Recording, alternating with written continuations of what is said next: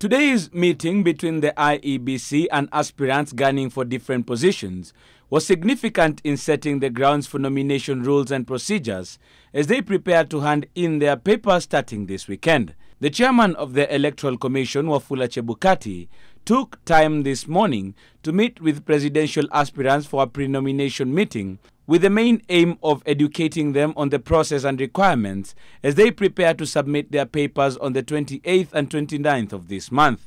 The process included informing them of what they need to present before the commission, such as signatures of Kenyans nominating them to run for president. The law says that a person intending to run for president should be nominated by at least 2,000 people from at least 24 counties. That exercise ended Monday midnight, but to some of the aspirants who attended the breakfast meeting, the intention of asking for the signatures was geared towards locking them out of the August 8 elections.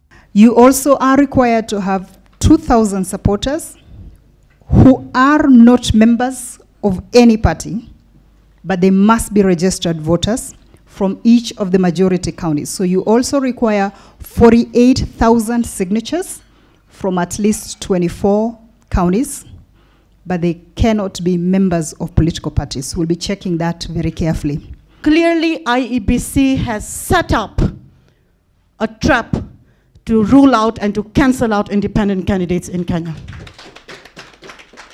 That the Constitution is very clear, Article 137 and the others, that you need 2,000 voters to sign for you in majority of counties, not independent voters. It is voters.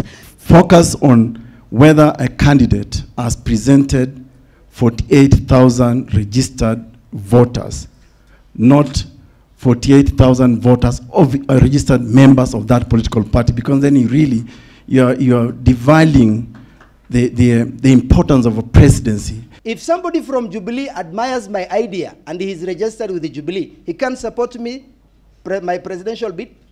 If somebody from ODM, who before going for ODM did not see me and has realized that I'm there and my ideas can be sold and buys my idea, is it wrong? Is it a sin? Is it a crime? Let's follow the law as far as we can, because the law is what guides us.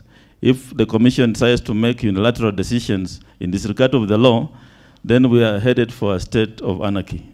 And I think if the court pronounces itself on these provisions, we shall see what the court says and apply it accordingly. Already, Nazlin Umar, the only female aspirant in the pack of 20 who has declared interest in the presidency, has moved to court to challenge this provision that is part of the election law's section 29. At the back. The meetings also took place at the county level, with the IEBC county officials taking the aspirants through the requirements.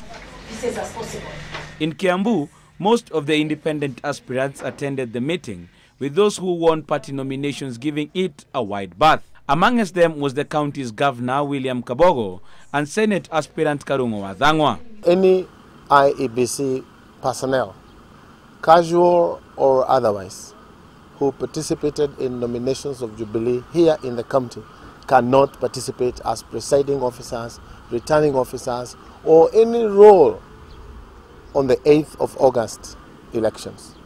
Because as far as I'm concerned, they are contaminated. The IEBC has, however, refuted Kafogo's claims, insisting that there were no staff seconded to political parties during the party primaries. We cannot declare.